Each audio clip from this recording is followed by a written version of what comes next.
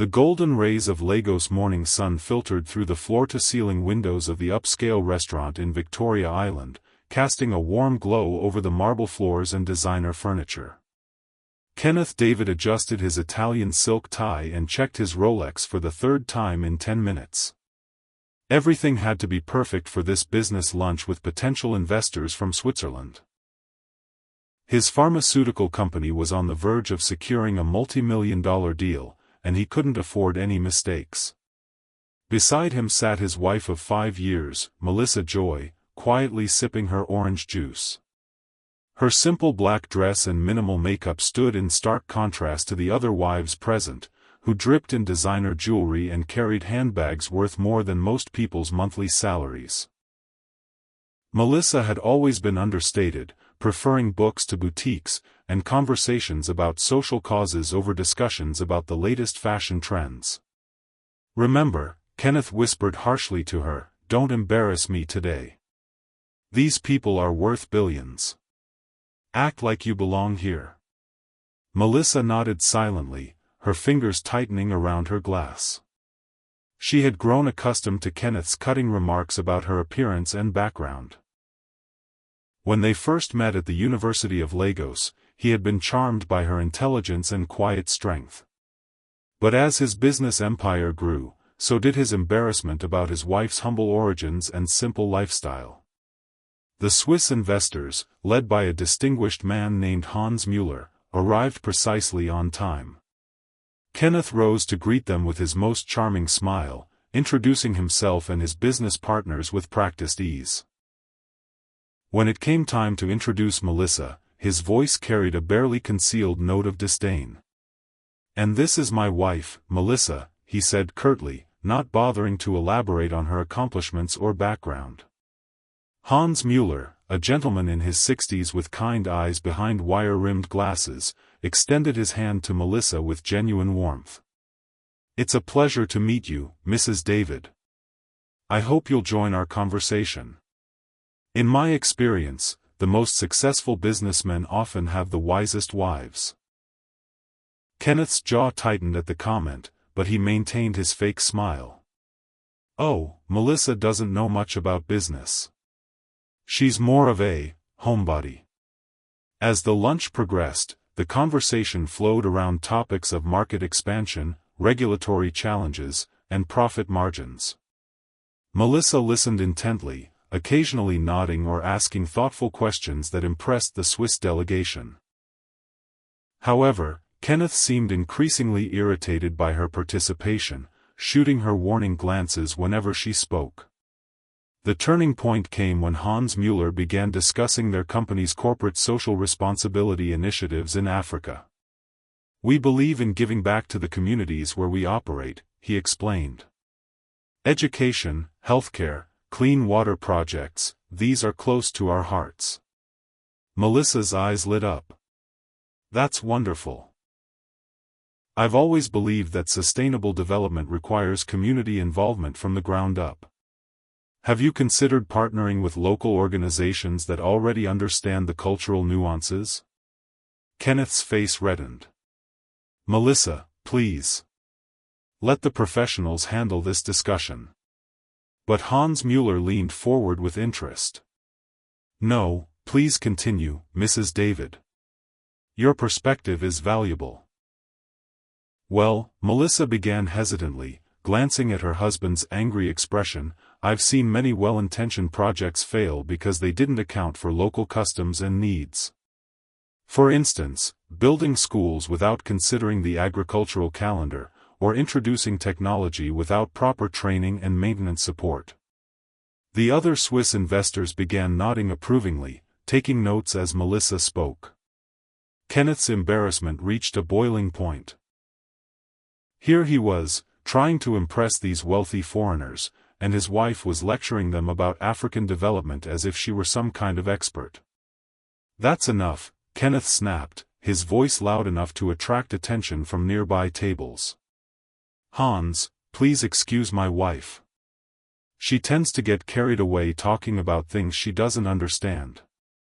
The restaurant fell silent. Melissa's cheeks burned with humiliation, but she kept her composure. Hans Mueller, however, looked shocked at Kenneth's outburst. "She clearly doesn't belong in these circles," Kenneth continued, his voice growing crueler. "I mean, look at her. She can't even afford decent clothes or jewelry. She's embarrassing herself and me." Melissa stood up slowly, her hands trembling slightly. "I think I should go," she said quietly. "Yes, you should," Kenneth agreed coldly. "Take a taxi home. And maybe think about how you can better support your husband's career instead of trying to insert yourself into conversations where you don't belong." As Melissa gathered her simple purse and walked toward the exit, the entire restaurant watched in uncomfortable silence. Kenneth turned back to the Swiss investors with an apologetic smile, expecting them to understand and move on with the business discussion. Instead, he found Hans Mueller staring at him with an expression of complete disgust. "Mr. David," Hans said in a voice ice-cold with disappointment, "I've been in business for 40 years, and I've never witnessed such an appalling display of disrespect toward one's spouse." Kenneth's confident smile faltered. "I'm sorry you had to see that, but nothing," Hans interrupted. "Do you know who your wife is?" Kenneth looked confused. "Of course I know who she is. She's my wife." Hans Mueller stood up, signaling to his colleagues to do the same. "Your wife, Mr. David, is Dr. Melissa Joy Okafor David, one of the most respected development economists in Africa. She holds a Ph.D. from Oxford and has consulted for the World Bank, the African Development Bank, and the United Nations." Kenneth's face went pale. "That's impossible. She's a housewife. She's the author of 3 groundbreaking books on sustainable development in sub-Saharan Africa," Hans continued, his voice growing stronger. "She's the founder of the Joy Foundation, which has implemented successful education and healthcare programs in 12 African countries.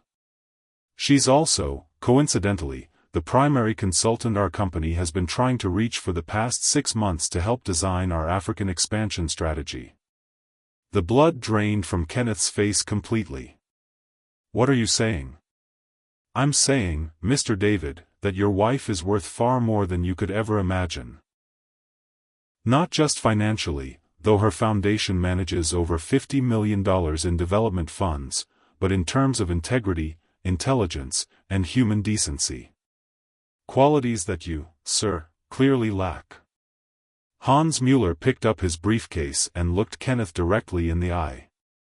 "We came here today thinking we might be doing business with a successful Nigerian entrepreneur. Instead, we've discovered that we're dealing with a man who publicly humiliates the woman who could have been the key to making our partnership truly successful." Kenneth's business partners, who had been silent throughout the exchange, began to shift uncomfortably in their seats. The implications of what had just happened were sinking in. "The deal is off," Hans announced.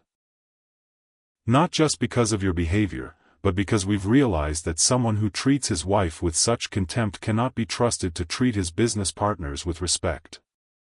As the Swiss delegation filed out of the restaurant, Kenneth sat in stunned silence.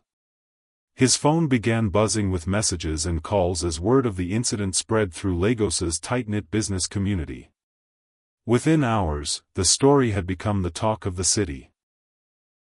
Meanwhile, Melissa had arrived home to their sprawling Ikoyi mansion, her sanctuary filled with books, awards, and photographs from her work across Africa.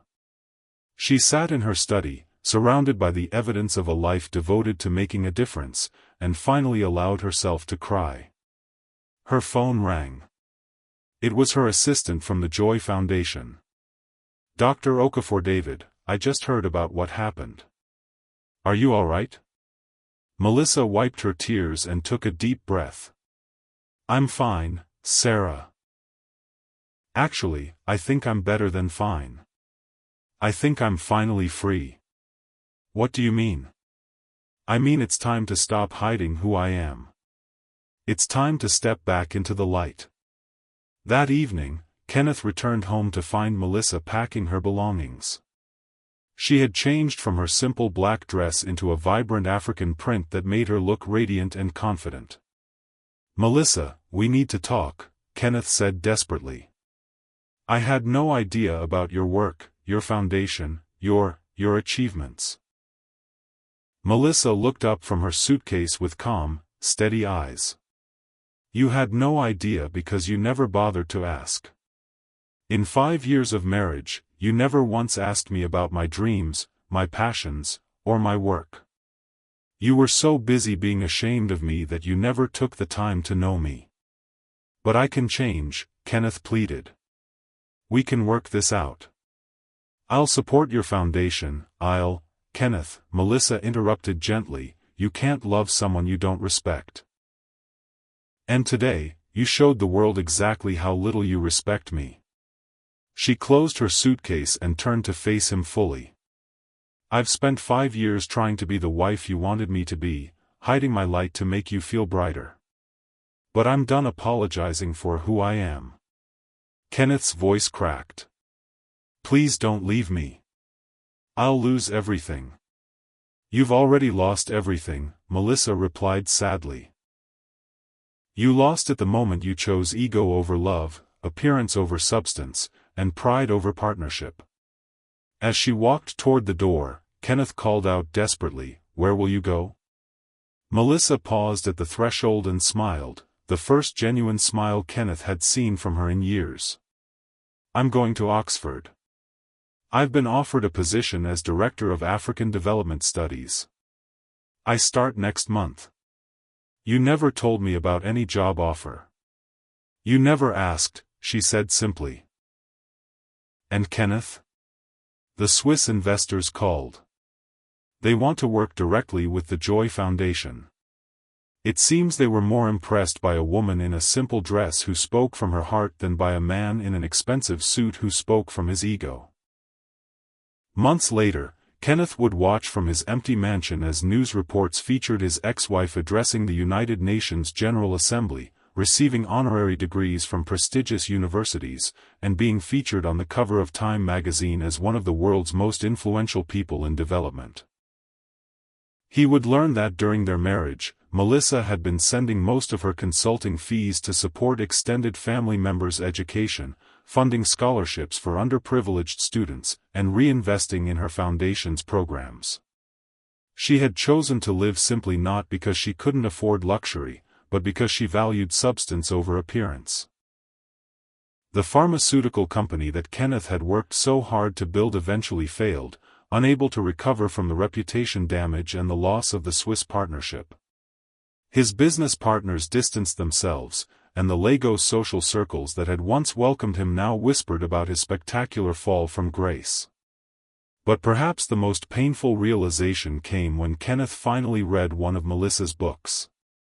In the acknowledgments, she had written, "To my husband, who taught me that the most profound form of poverty is not the absence of money, but the absence of love, respect, and human dignity."